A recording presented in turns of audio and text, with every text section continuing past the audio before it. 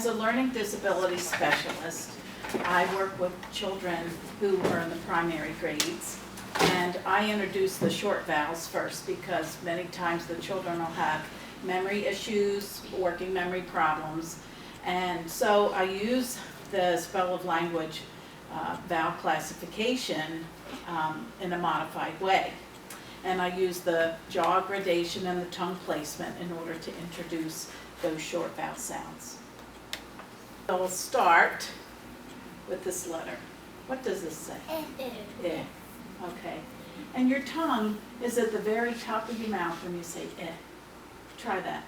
Eh. Can you feel it up there? All right.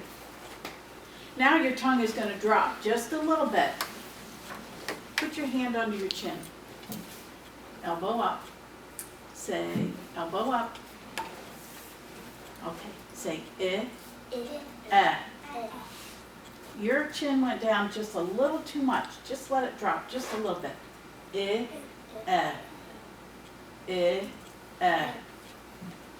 I'm hearing Let's try it again. Very good. How do we spell E? E by itself, right? All right. Now your tongue is going to drop just a little bit more. Put your elbow up. Did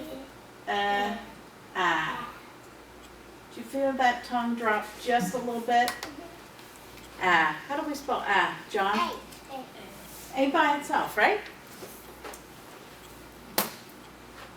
All right, your tongue's going to drop a little bit more for the next vowel. Ready? Elbow up.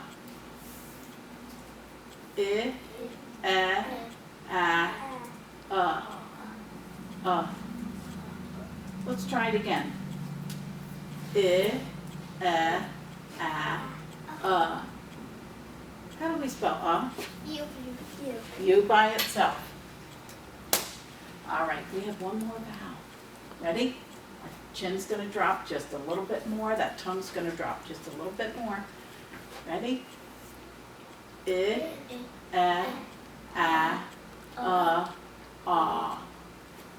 Let's go down the stairs one more time. Nice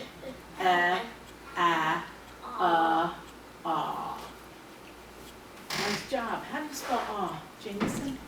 O by itself. And that's how I would introduce the short vowel sounds to the children. And then as they're reading, if they got confused, I'd have them check using their hands and the jaw gradation.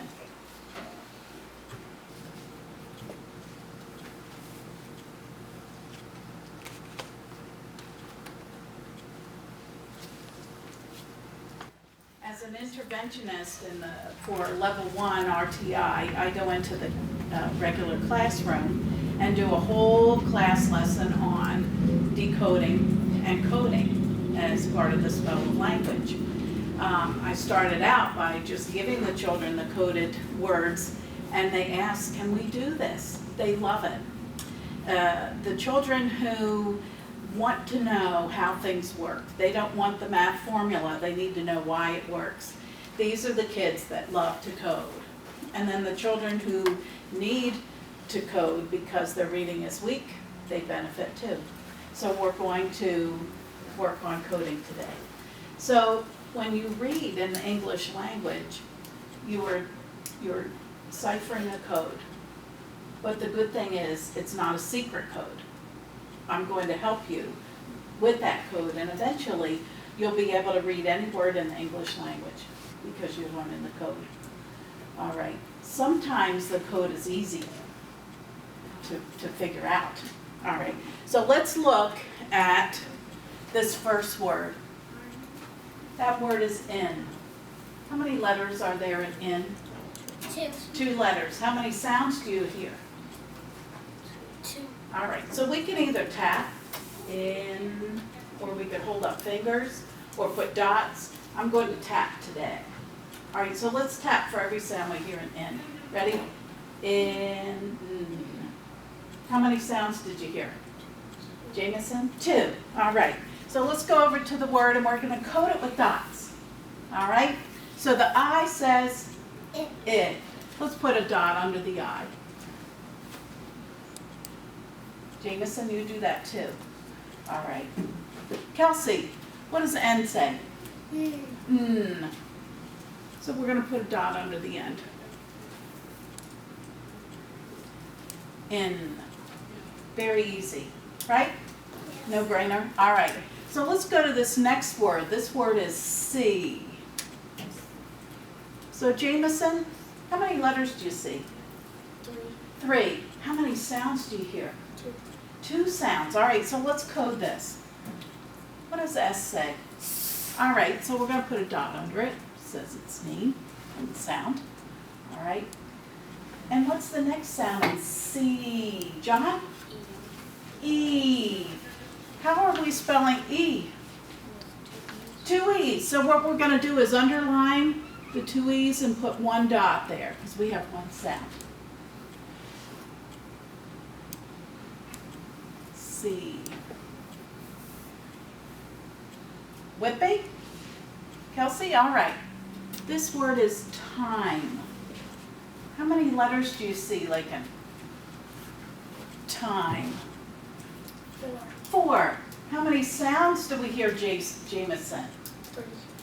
3. All right, so let's code this. What does T say? All right. What's the I say? It. Does this I say it? This I says it.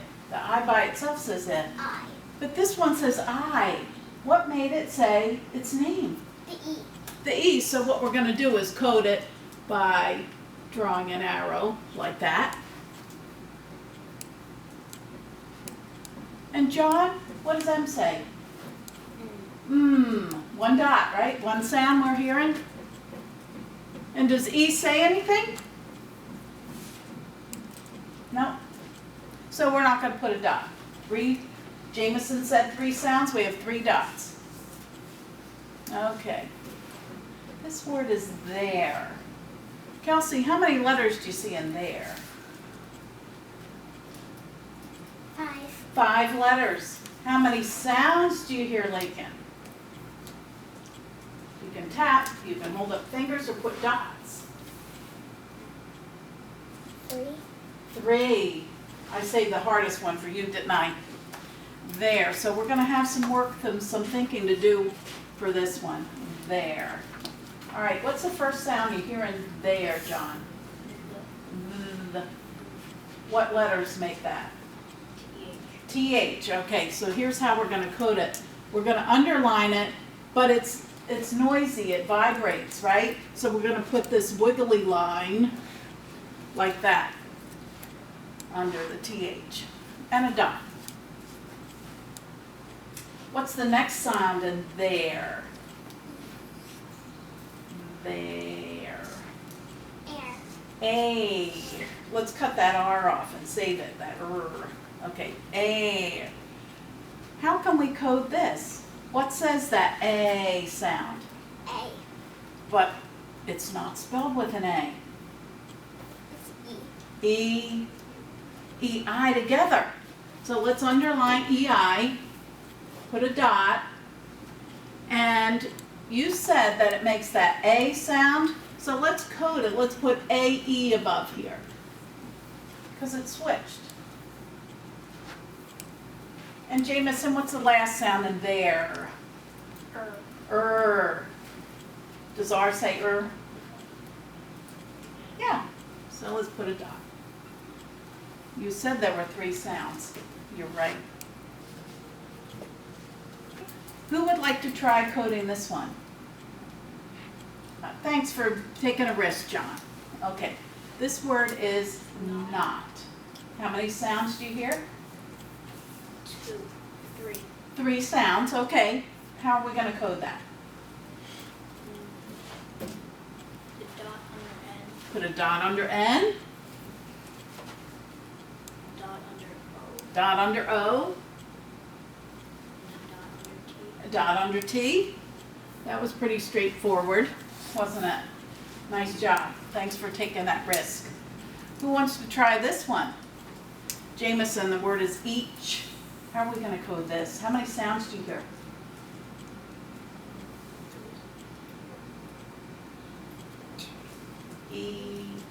Two, you're right, two. All right, so 2 dots somewhere. How are you gonna code this? What's the first sound you hear? E. What's making the E sound? A. The A is part of it, but A says A says A. But what together says E? EA, you're right. So put a line under it and a dot. What's the second sound you hear in each? Ch. What makes that sound? So what are we gonna do? Underline CH and then put a dot. I love it. Underline CH and put a dot. You are so right. How is this? Do you like it? Yeah. All right, this is a tough one. Who's ready for a risk? Thank you, Kelsey. All right. That word, wood. Okay, how many sounds do you hear? 3. 3. All right, 3 sounds. Let's go. What are you going to do? Put a dot under W. All right. Put a dot under the W. And then put a line and then dot under O and a U. Okay. What does that OU say? Ah. Say the word. Wood. Wood. Right? What on your vowel system, your vowel classification says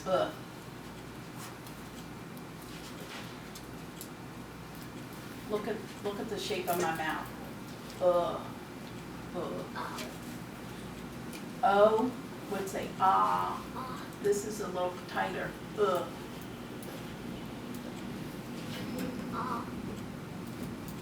Can anybody help her? You're right, there's an O involved, but it's got a partner. Doesn't O say 2 sounds, or oo? This time, like in book. So we're going to put O up there. Now you said wood has 3 sounds. What else are you going to code? L. Does L say anything? No. We're not going to put a dot then. The D. The D. D says D. What word do you have there? Wood. Wood. Nice job. Anybody like to try that one? Oh, okay. You deserve a break. All right. What that word is it? How many sounds do you hear? 2. 2. How are we going to code that? Put 1 dot under I and T. And 1 under T. Another one of those straightforward. The next word is about. Who would like to take a risk on this one? Jameson. I love that hand. Ready? About. How are we going to code this? How many sounds do you hear? Can we count them? B, out. 4 sounds. Put a dot under A. Dot under A. What does that say? Does it say about? About. It changed, didn't it? What sound does it make? What letter do we use to represent U. Yeah. Remember, Mrs. Tucker said that's the most common sound, and you use lots of letters to spell it. How about, what's next? B. B. Put a dot. Put a dot, okay. Next sound, b, ow. O. Underline O. Underline 3 letters? And you put dot to the line. 1 dot. Now, so this makes 1 sound. You said it. This word had 4 sounds. Is the T included with OU? No. So you want to change your mind?